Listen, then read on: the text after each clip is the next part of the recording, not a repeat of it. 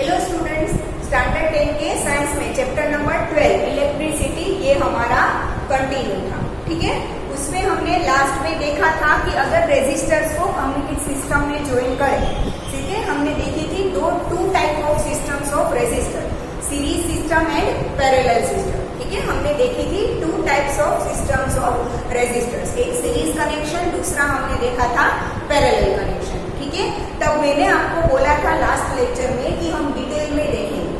ठीक है, वो तो मैंने सिर्फ आपको फिगर ड्रॉ करके समझाया था कि सीरीज कनेक्शन क्या होता है और पैरेलल कनेक्शन क्या होता है। ठीक है, अब हम देखेंगे रेजिस्टर्स इन सीरीज। तो पहला सीरीज देखेंगे। मैंने तब आपको बोला था कि इक्विवेलेंट रेजिस्टेंस बोला था। ठीक है, कि अगर आप तीन रेजिस्टर्स अलग अलग को सीरीज में कनेक्ट कर रहे हो तो तीनों का कंबाइन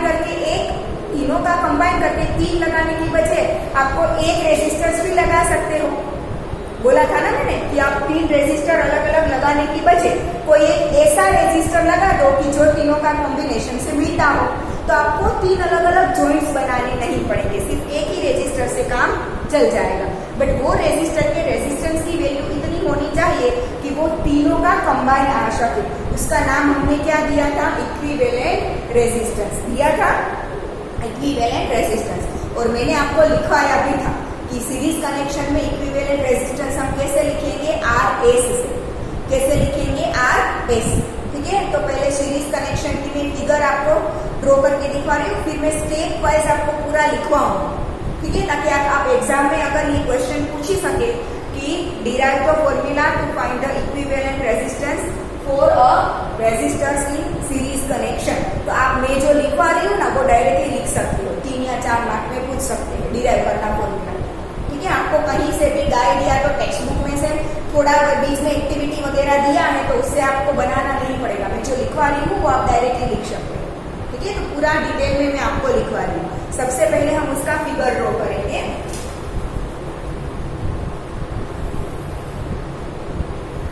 और हाँ, एक चीज याद रखो, एमीटर। एमीटर हम क्यों यूज कर सकते हैं? हम क्यों यूज करते हैं? सर्किट में करंट मेजर करने के लिए।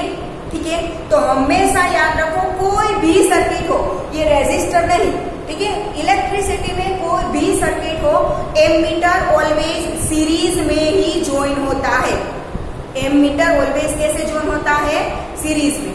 और वोल्ट मीटर हम क्यों यूज करते हैं? पोटेंशियल डिफरेंस मेजर करने के लिए। तो याद रखो कि कोई भी सर्किट हो वर्ल्ड में, कहीं पे भी कोई भी सर्किट हो, ठीक है, वोल्ट मीटर ऑलवेज पैरेलल में ही कनेक्ट होगा। किसमें कनेक्ट होगा? पैरेलल में। तो ये चीज कभी मत भूलना।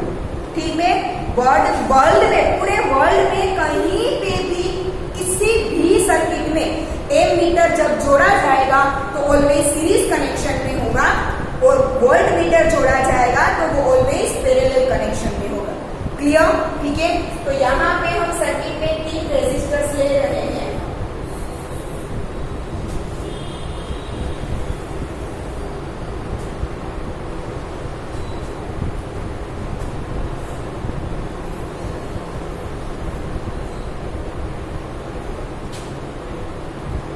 ये रेजिस्टर R1,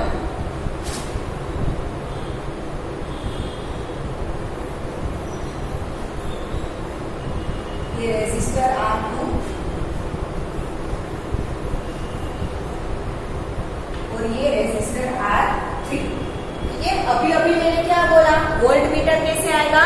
पैरेलल। तो तीनों रेजिस्टर्स के साथ हम अलग अलग वोल्ट मीटर ज्वाइन करेंगे पैरेलल। ठीक है, पैरेलल में ज्वाइन होगा तो ऐसे आएगा ना, यहाँ पे वोल्ट मीटर।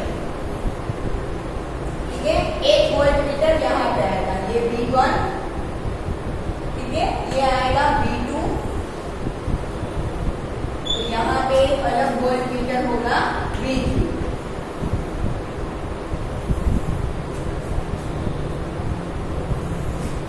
इन सबको एक बैटरी के साथ ज्वाइन करेंगे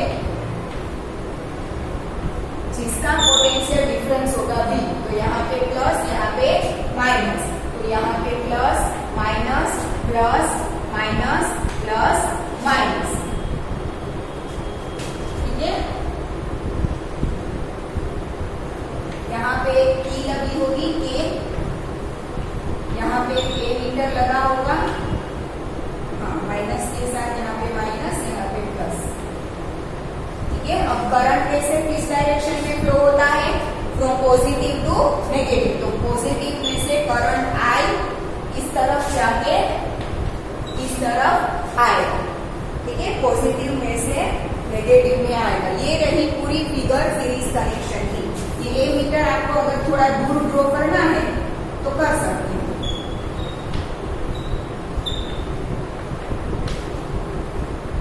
ठीक है, ये सीरीज कनेक्शन की क्या है पूरी फिगर आ गया। ए मीटर सीरीज में और वोल्ट मीटर पैरेलल में।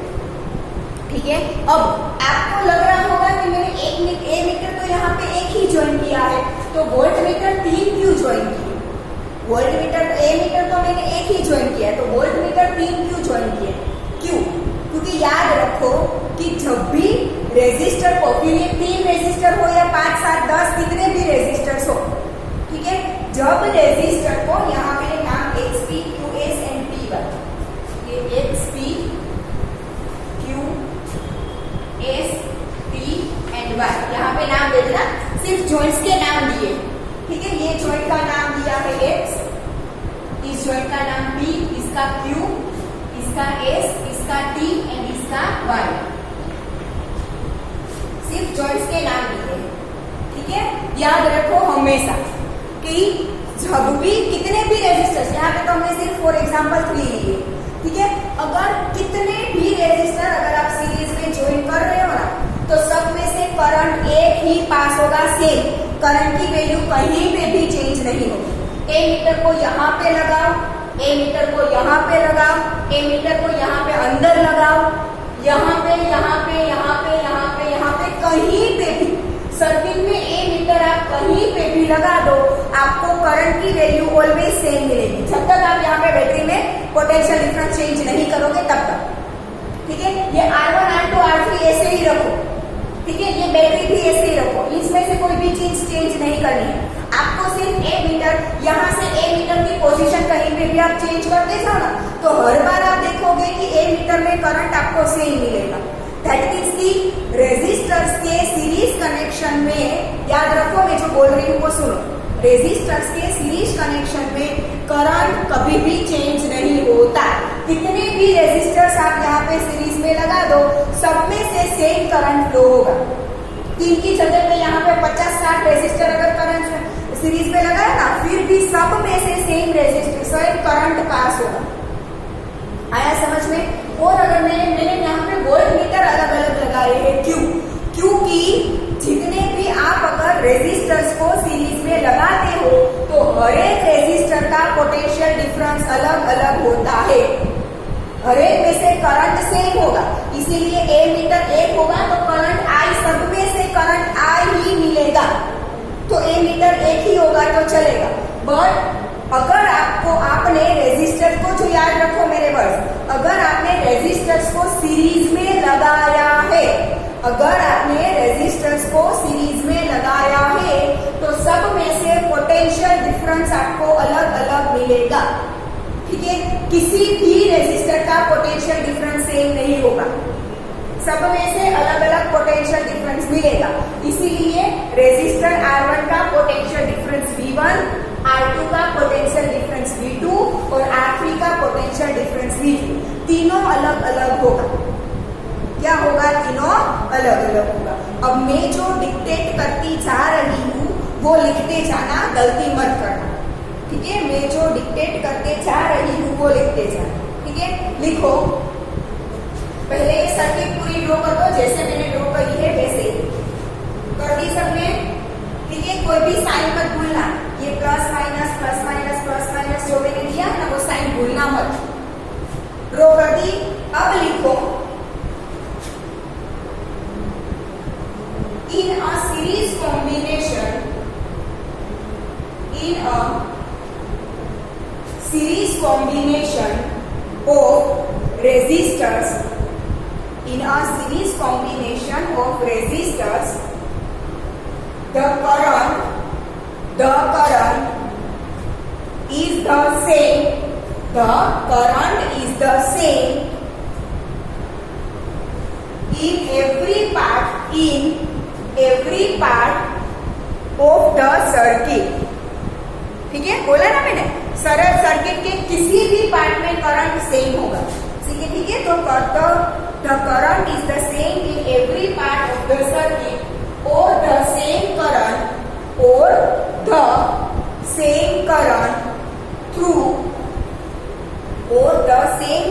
through each resistor. Same current through each resistor. हो गया, फुल स्टॉप कर दो. लिखो आगे, but the potential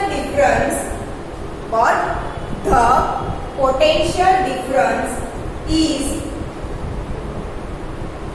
not the same. But the potential difference is not the same in every part. But the potential difference is not same in every part. फिर full stop करो, फिर sentence लिखो. It changes with change in resistance of the resistor. It changes with change in resistance of the resistor. मतलब कि क्या बोला मैंने, resistor का रेजिस्टेंस चेंज होगा तो पोटेंशियल डिफरेंस भी चेंज होगा. अब नीचे लिखो, here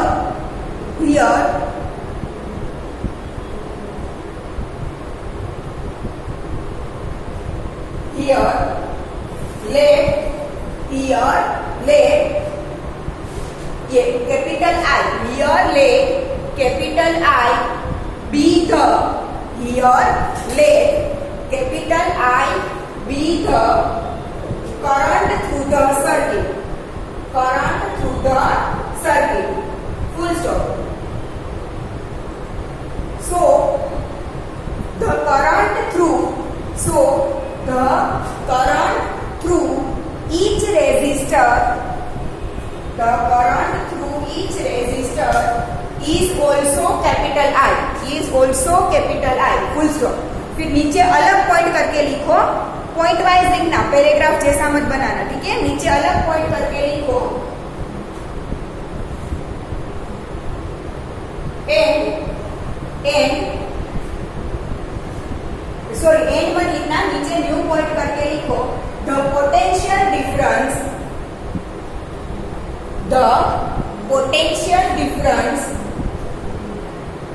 between the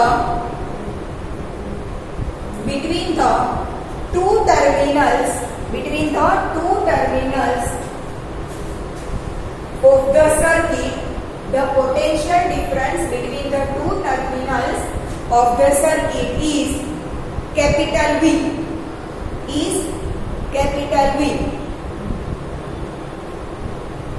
And the potential difference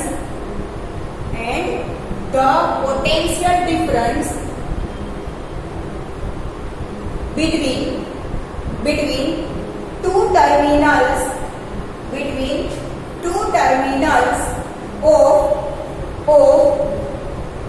resistors R1, R2 and R3 are V1, V2 and V3 respectively. लिख लिया. ठीक है, हमने क्या लिखा कि पूरी सर्किट के बैटरी का पोटेंशियल डिफरेंस भी R1 का V1, R2 का V2 एंड R3 का V3 हमने लिखा ना लास्ट में रेस्पेक्टिवली. ठीक है, तो ये हो गया नोटेशन. ठीक है, अब हम क्या लिखेंगे, नीचे लिखो अलग पॉइंट करके. Now the potential difference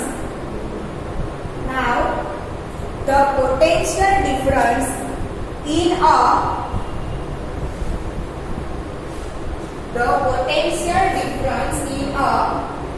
series combination of resistors, the potential difference in a series combination of resistors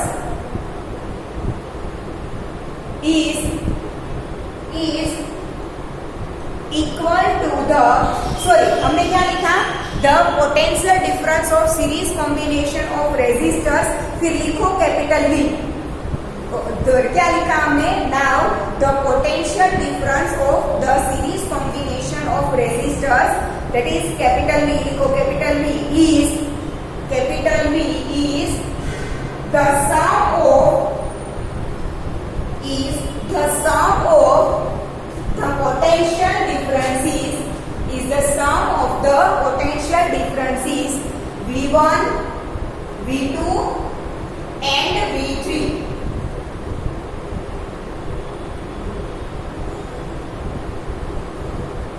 That is, उसमें कंटिन्यू करना है, that is the total potential difference, that is the total potential difference across a combination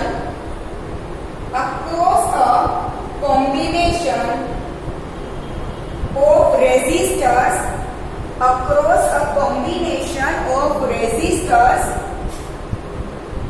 in series is equal to the sum of potential difference, is equal to the sum of potential difference across the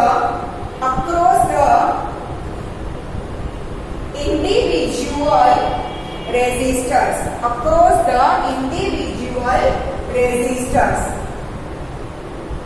that is अब नीचे लिखो V is equal to V1 plus V2 plus V3, that means कि पूरी circuit का ये जो total potential difference है ना, ये सारे पोटेंशियल डिफरेंसेस का क्या होगा, सम।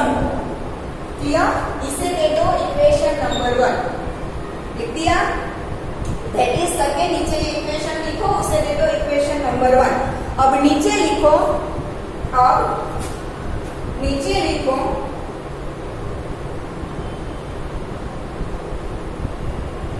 it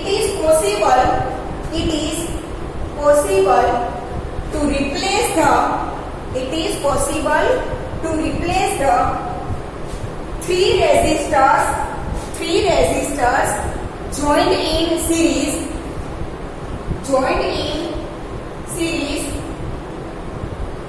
by an equivalent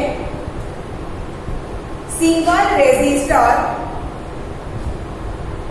of resistance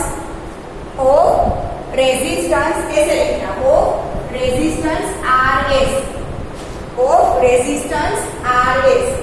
ठीक है। क्या बोला है देखो इस सेंटेंस में कि ये जो आपने तीन सीरीज कनेक्शन में, ये जो तीन सीरीज कॉम्बिनेशन में ये जो तीन रेजिस्टर्स लगाए ना, इसकी जगह पे एक RS वैल्यू वाला एक रेजिस्टर आप लगा सकते हो, ठीक है। इस तीन की जगह पे आप एक ही लगा सकते हो, ताकि आपको ये अलग अलग वोल्टेज इसका भी कैलकुलेशन ना करना पड़े, ठीक है। तो इन तीनों की जगह पे आप एक कोई ऐसा रेजिस्टर लगा सकते हो कि जो ये तीनों की कमी पूरी कर सके, ठीक है। जिसकी वजह से आई या तो V में कोई चेंज ना आए, वैसा इन तीनों की जगह पे कोई एक रेजिस्टर लगा दो जिसकी वजह से V और I की वैल्यू में कोई चेंज ना, ठीक है। तो क्या लिखा हमने, RS, such that RS लिखा, फिर लिखो such that the potential difference capital V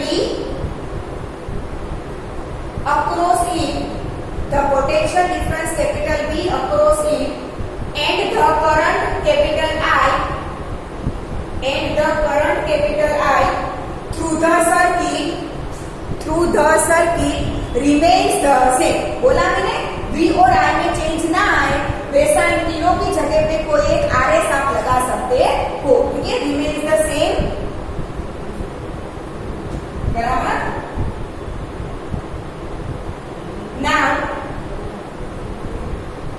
नीचे लिखो, नीचे अलग पॉइंट करके लिखना, now applying the Ohm's law,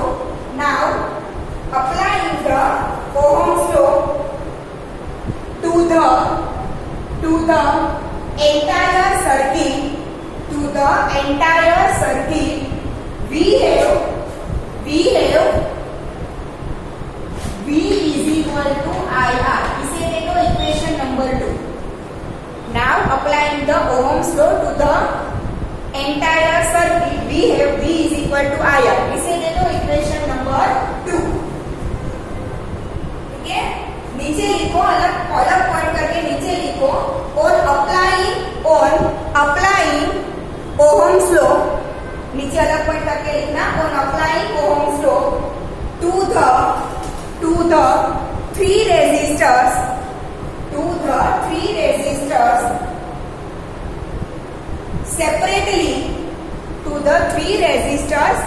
separately, we have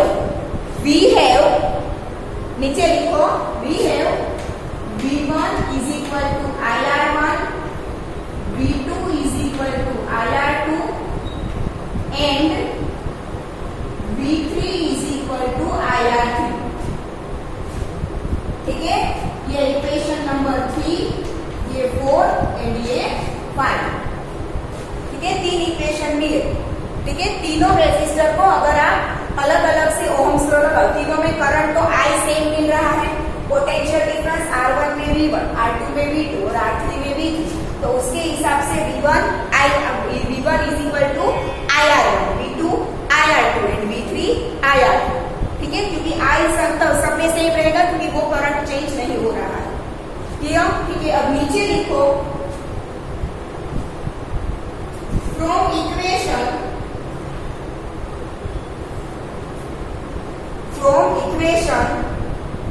equation 1, 2, 3, 4 and 5, पांचों का कॉम्बिनेशन करो. लिखो नीचे, from equation 1, 2, 3, 4 and 5 we have, अब नीचे लिखो, देखो इक्वेशन 1 में V की वैल्यू रख दो, क्या आएगी? IR. we have, नीचे लिखो IR is equal to IR1 plus IR2 plus IR3. क्या किया मैंने? देखो इक्वेशन 1 में 2 की वैल्यू V की जगह पे IR, फिर 3 पर से V1 की जगह पे IR1, 4 पर से V2 की जगह पे IR2 और 5 पर से V3 की जगह पे IR. ठीक है, from equation 1, 2, 3, 4 and 5 we have IR is equal to IR1 plus IR2 is equal to IR3. Sorry, यहाँ पे इक्वेशन 2 में IR में IRS कर देना, हाँ, क्योंकि हमने इक्विवेलेंट रेजिस्टेंस RS लिया है ना, इसीलिए यहाँ पे IRS आएगा, तो उसी हिसाब से यहाँ पे भी IRS आएगा. ठीक है, अब इस साइड में IRS एज इट इज. अब इस तीनों में से I कॉमन निकलेगा, ना, तो I को कॉमन ले लो, तो क्या आएगा? R1 plus R2 plus R3 मिलेगा. ठीक है, अब इस साइड से I को इस साइड ले जाओ, तो डेनोमिनेटर में आएगा, तो मैं यहाँ पे लिख रही हूँ, इसके बाद का स्टेप यहाँ पे लिख रही हूँ. देखना, RS is equal to I bracket में R1 plus R2 plus R3, और इस साइड से I आया तो नीचे, तो ऊपर नीचे I कैंसिल हो जाएगा. ठीक है, तो फाइनली आपको क्या मिलेगा? RS is equal to R1 plus R2 plus R3. क्या मिलेगा? RS is equal to R1 plus R2 plus R3. ये मिल गया आपको इक्विवेलेंट रेजिस्टेंस फाइंड करने का फॉर्मूला. उसके ऊपर बॉक्स कर देना. ठीक है, मैंने क्या किया, ये इक्वेशन आपने लिखा, उसके ऊपर से ये I को I कॉमन लिख लिया ये वाला, फिर यहाँ पे स्टेप लिखा है, यहाँ से I को इस तरफ लेके आई हूँ डेनोमिनेटर में. ठीक है, I कैंसिल, तो क्या मिला? RS is equal to R1 plus R2 plus R3. ठीक है, ये फॉर्मूला के ऊपर बॉक्स कर देना. ये मिल गया आपको final formula to find the equivalent resistance in a series connection. Find the equivalent resistance in a series combination of resistors. यहाँ पे आपने 3 लिखे हैं, 3 रेजिस्टर्स लिए हैं, तो हमें सिर्फ मिला R1 plus R2 plus R3. अगर आपने यहाँ पे कितने भी रेजिस्टर्स लिए हो, सबका आप टोटल कर दोगे, तो आपको इक्विवेलेंट रेजिस्टेंस मिल जाएगा फॉर सीरीज कनेक्शन ओनली. हाँ, पैरेलल के लिए तो अलग आएगा, अभी तो हम सिर्फ सीरीज का देख रहे हैं।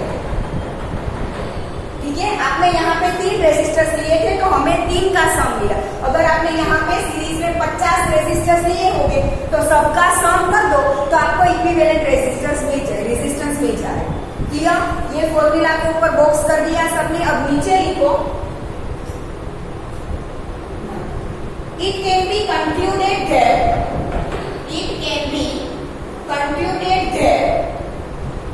when several resistors are joined in series, the resistance of the combination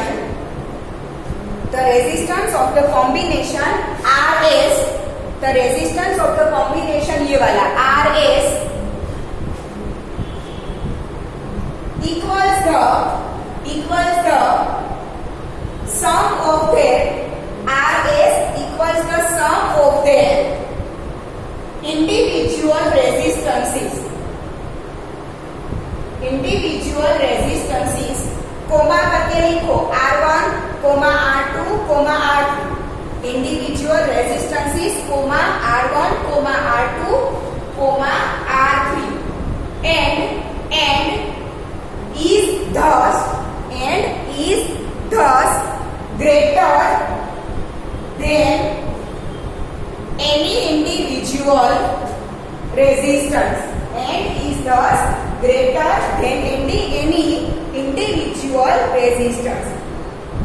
आया समझ में?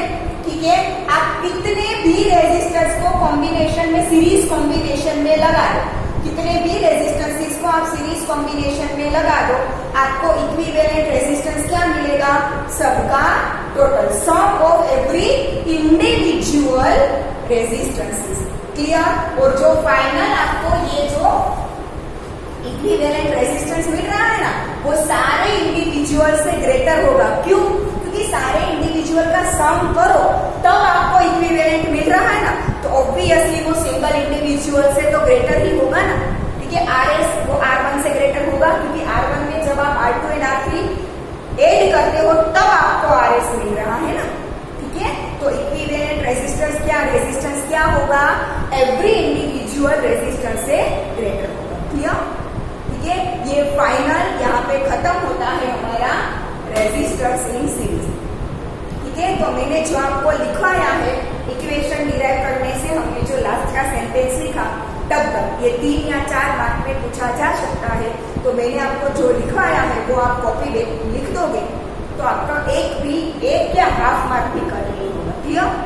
ठीक है, तो ये अच्छे से लिख लेना सब, ताकि आपको कहीं और ढूंढना ना पड़े। क्लियर? ठीक है, तो आज यहाँ तक रखते हैं। नेक्स्ट लेक्चर में हम रेजिस्टर्स इन सीरीज यहाँ पे देखा, नेक्स्ट में हम रेजिस्टर्स इन पैरेलल देखेंगे, उसका इक्वेशन कुछ अलग होगा। ठीक है, हम नेक्स्ट देखेंगे रेजिस्टर्स इन पैरेलल। क्लियर?